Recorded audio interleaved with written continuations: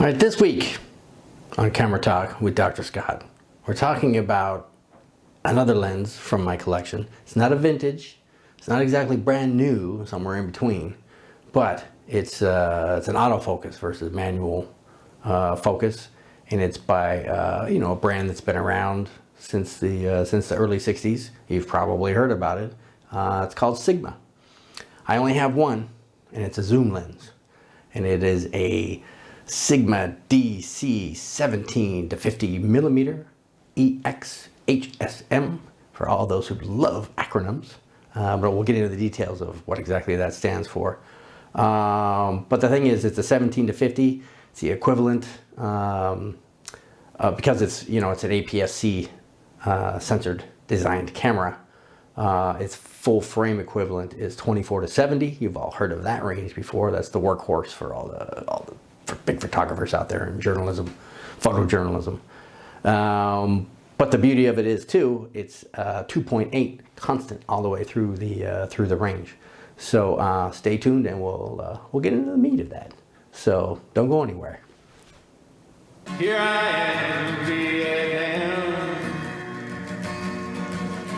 Rain is always coming down. This is Camera Talk with Dr. Scott. All right, here we are back from my Like a Man in Vietnam series.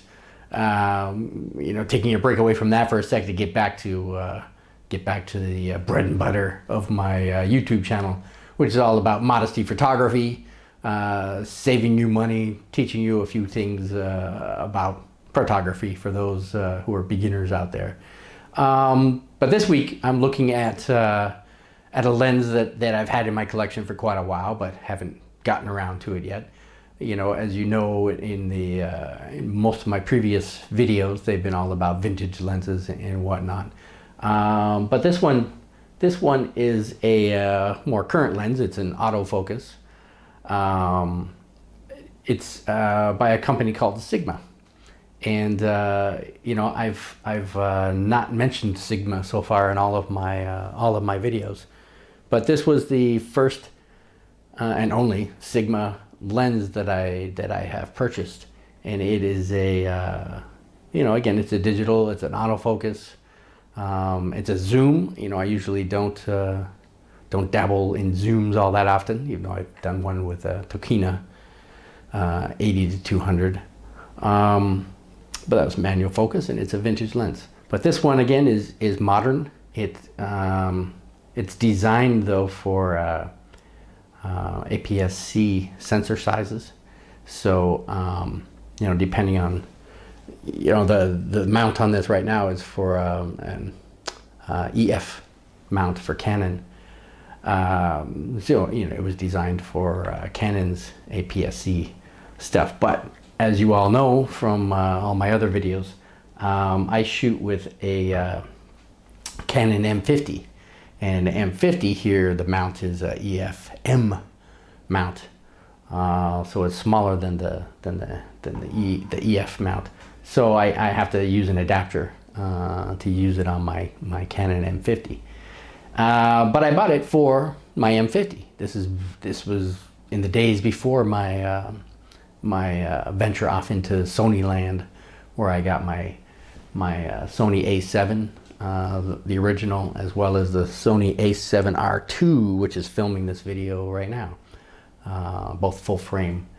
So of course this doesn't play onto my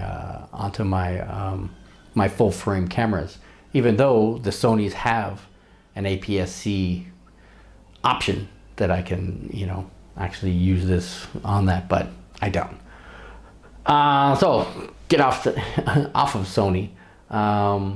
So with my my M50, I use a Viltrox mount adapter EF to EOS M. So it fits onto my my M camera.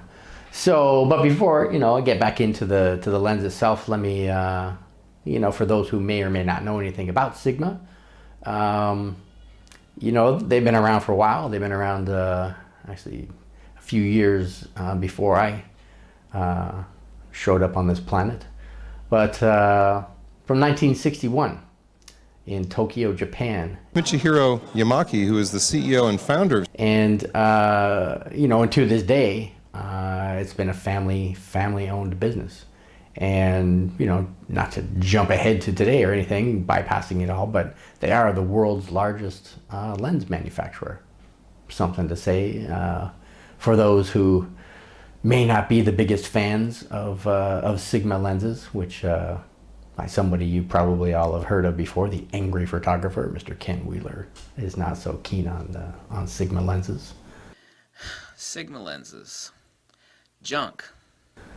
But anyway, their factory is in Japan, and it's located in Bandai, Fukushima. Fukushima, that's right. That Fukushima. So 2011, you know, obviously when that earthquake hit and the tsunami came and beat the snot out of Fukushima's nuclear plant, it contaminated the whole area, and you know, I'm sure the good folks at Sigma were affected by that too. Now, coincidentally, I don't know if this was a ploy of Nikon or you know, hitting them down while they're down, so to speak. But in 2011, the same year, they also Nikon sued Sigma for you know, for patent infringement on their image stabilization you know, technology, the vibration reduction, so to speak. And you know, whether Sigma was guilty of that or not, who's to say? I don't work there. I don't know any inside connections. But in 2015, Sigma coughed up some cash, paid off Nikon to go away and don't mention this ever again. And Nikon did. So what does that tell you? But anyway, Sigma, they're third-party manufacturers for all the big players. Canon, Nikon, even though they just sued them. Sony, Olympus, Panasonic, Pentax, as well as their own. You know, the Sigma makes their own cameras as well. And then 2008, they, you know, going down that road of manufacturing their own cameras, they bought their own sensor company as well called Foveon. So they produce their own sensors for their own cameras. Yeah, good for them. And now in 2018, you know, to jump a little more ahead to current times, they joined the L-Mount Alliance. Joined an alliance, not a suicide pact. You know, L stands for, right? Another friend on the table over here, Leica. So, you know, there's a lot of lens manufacturers out there producing L-mount, Leica mount lenses. So if anybody wants to use those particular lenses, they have to get an adapter. But anyway, no big deal. So did I tell you, you know, the name of the lens itself is, you know, it's got a bunch of acronyms like a lot of the Japanese manufacturers do. So it's a Sigma DC. A DC is for digital compact, 17 to 50 millimeter, 2.8, and then EX stands for excellent. And then HSM, which stands for hypersonic motor. It's so freaking fast, man. But we'll see. You know, I'll do my usual, you know, taking some pictures of my Sony A7R II from, you know, because it is a 17 to 50. I shall be taking, you know, taking photographs at different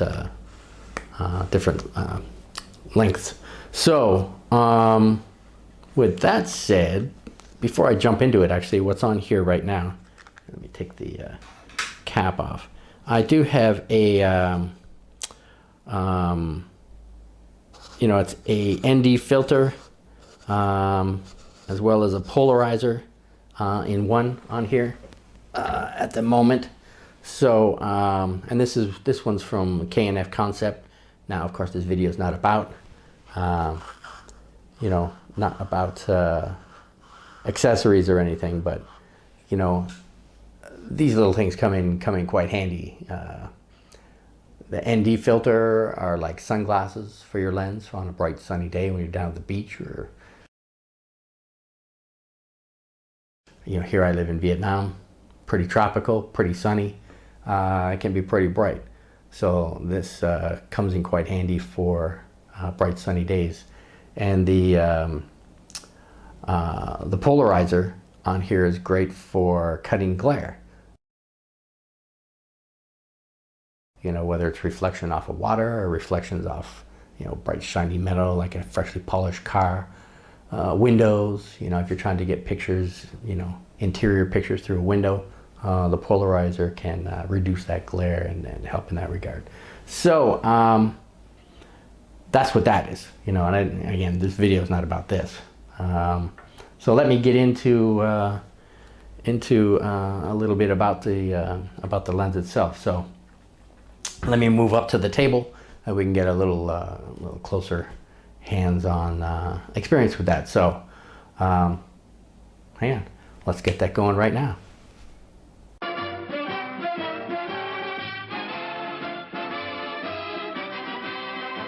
Okay, here we are back again. I got myself situated here at the table. I've got my M50 handy, got the lens, got my adapters.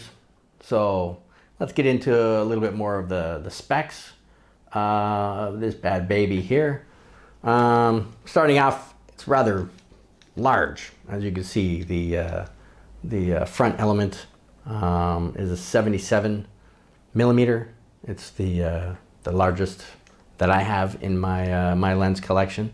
So it's a 77 millimeter cap and front. So that's why the you know, my polarizer and ND filter is quite large as well. You know, the bigger the better. That's what she said. So we have a couple of features here as well on the lens.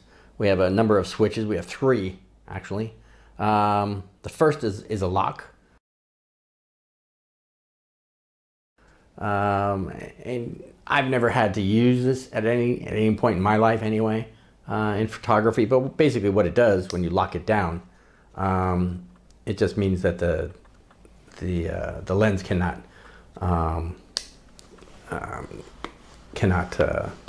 expand. Because I guess some people, you know, in the field, it's mounted on their camera and they've got it dangling away, and I guess through gravity or whatnot motion, it'll start to extend. You know, it'll you know, come down like that. So you lock it in place and it stops that from happening. Whoopee! So means nothing to me.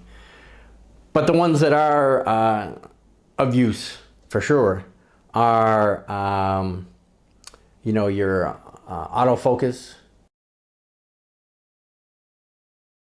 versus manual.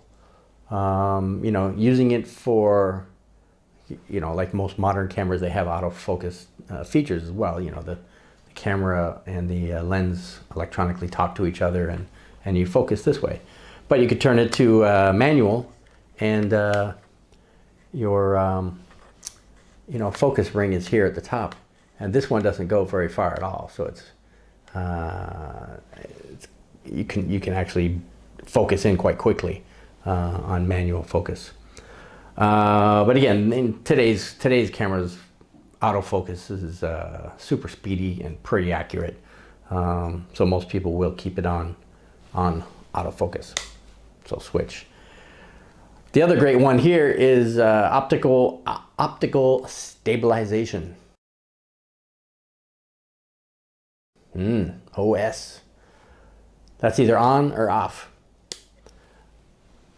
If your camera has in-body stabilization, you're probably going to want to turn this off, because doubling up on stabilization tends to get a wobble in your film, especially in video. Funky coma data. You can get quite the you know, get seasick in that regard. So you want to turn that off. if so, for example of that is my Sony A7R II has in-body stabilization. Therefore, I would want to turn that off. So that is those are the buttons in that regard for the Sigma. You know, I myself have not used it for video. Not to say that I wouldn't or couldn't. It's just that I have other lenses that I consider to be better for video. They're smaller, they're lighter, and they work just as well. They're just as sharp. The autofocus is just as good. So I tended to use this more for stills photography. But there are a lot of photographers out there that would use this for their video. But again, just be aware of that whirly wobble if you got over stabilization happening there. Some technicalities with this. You know, it's 17 elements in 13 groups. You know, that's a big number compared to all my vintage lenses, you know, which are 4 elements in 4 groups, or, you know, 7 in 6 groups or whatever. So 17 in 13 groups is a lot, but it is a zoom lens. So kind of makes sense that you would need more elements in that regard. The weight is 565 grams, or 19.9 ounces for those who are metrically challenged. There's 7 aperture blades, rounded aperture blades, so it, you know, makes them pleasing bokeh for those in the background. But it's a 2.8 aperture, constant aperture all the way throughout the range. So that's that's the appeal of the lens, or at least it was for me anyway. The close focus distance getting in on something is 28 centimeters, or 11 inches basically, in that regard. So that's the actual specs of the lens itself. Now again, because you know I use it on a Canon M50. Let me get rid of the little kit lens there. This is normally my my YouTube video camera right here with this lens. You know, I keep it on 15 millimeters, and good enough for me. Now, one of the things I did just to show you guys what it could do, and now generally I don't use this on this particular lens because it's not designed for it. Viltrox adapters, you know, they're great. I'll do a separate video on speed boosters just to show really how they can make a difference. But I did use it for this video just to, again, show what it looks like. But the thing with this Viltrox, because Viltrox has not added this particular lens to its profile, we end up with a vignetting happening because of it. And so therefore, for those who love vignettes, they love that around the corner kind of look. You know, this is a great lens for that particular purpose. So again, I'll just give you a few photo samples to show you what this looks like with a speed booster on it. So as I can see I can already see the vignetting around here. So 1, 2, 3. I didn't wait till 3, did I? So that's at 17 millimeter. Moving up to 21. Here, 21. 1, 2, 3.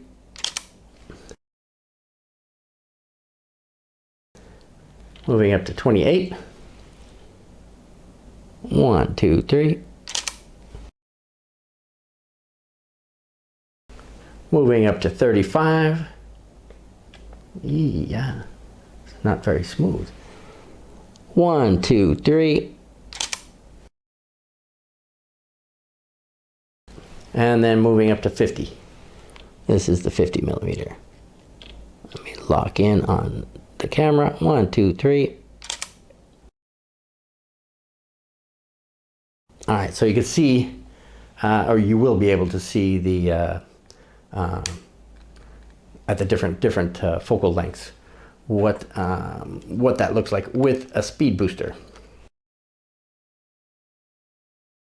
So again, because because of the crop factor on the M50, 17 to 50 millimeter on the lens is in real life not actually what you're getting because of the 1.6 crop factor of the APS-C sensor. So really just straight up with the EF adapter on here, my 17 to 21 is now a 27.2 millimeter on the short end at 17, and the 50 becomes an 80 millimeter, really equivalent on that.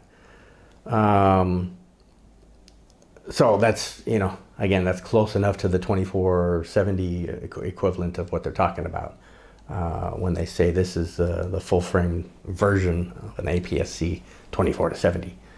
So 17 to 50 is what they call it. Now with the speed booster on there, which I just took the pictures of, actually, which is on here now, the speed booster, it changes. It changes in that regard because it adds an extra element of glass in there that pulls the field of view closer. So it becomes, the 17 becomes 19.31, and at the long end, the 50 becomes a 56.8 millimeter.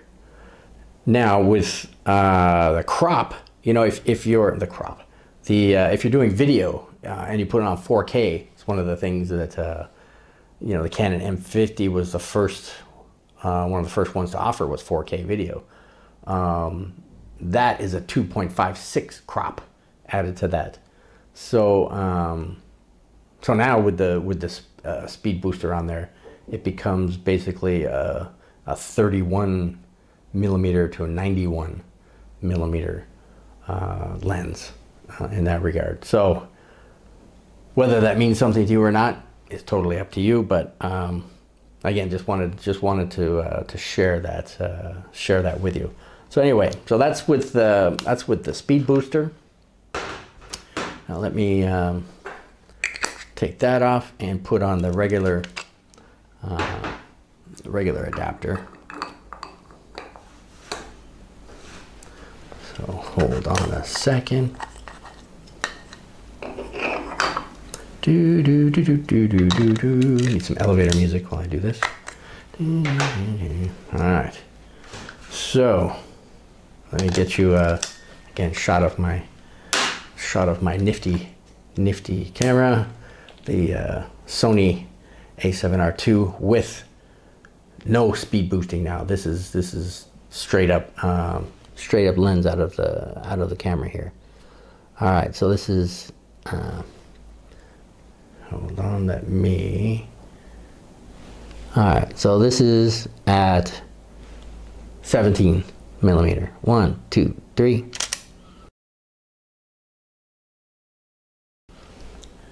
All right, let's move this up to 21. All right, 1, 2, 3.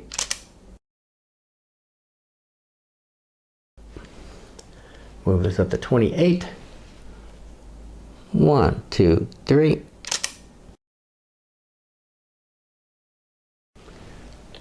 35. 1, 2, 3. And then finally at 50. 1, 2, 3. All right.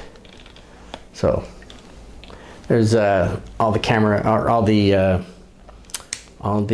different focal lengths and in action.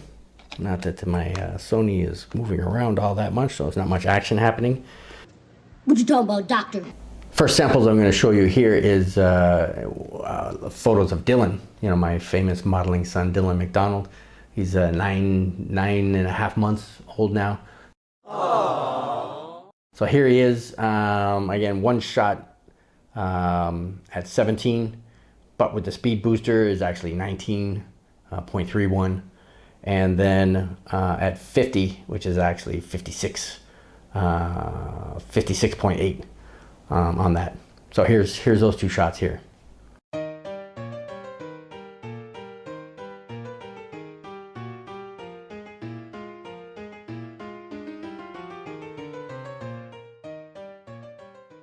Next one is our shots of with just the adapter, regular adapter on here.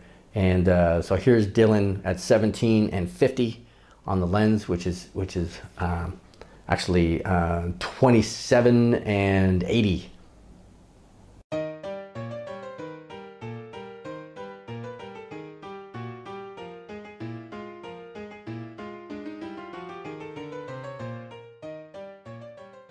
So there's some real life samples for you. So that was pretty much it for my quickie little Sigma review. And again, it's a you know, great little setup here. Some people may say, oh, it's too heavy for the M50 and whatnot, but you know, really, if you carry it around like this, you know, a little camera strap around your neck, you know, picking it up, click, click, click, click, click, doing your thing. You know, again, it's a nice mini workhorse as opposed to the 2470 that everybody loves to use on their full frame. So anyway, that was that. So this was another episode of Camera Talk with Dr. Scott, and you know, it's brought to you as always by Modesty Photography. And you know, if you could do me a favor, don't forget to subscribe. And third time's a charm. Subscribe, please. And don't forget to give us a thumbs up so I can show you the thumbs up girls. My favorite part of the show.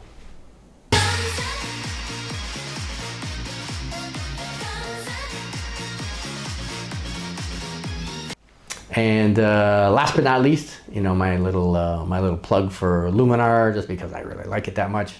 And again, you know, if you actually click the link below and save yourself $10 on Luminar software, whether it's the straight up Luminar photo editing or the Luminar AI, which is the new one, which makes it even easier because it's just a click and you're done with your editing as the artificial intelligence analyzes your photo and picks the best. It's almost like an Instagram filter or something. Just click and you're done. But they're cheap, and you click below, you save $10 on that, so it's even cheaper. And I get a little kickback from that, which is yay. Who doesn't like that? So anyway, that's my plug on Luminar.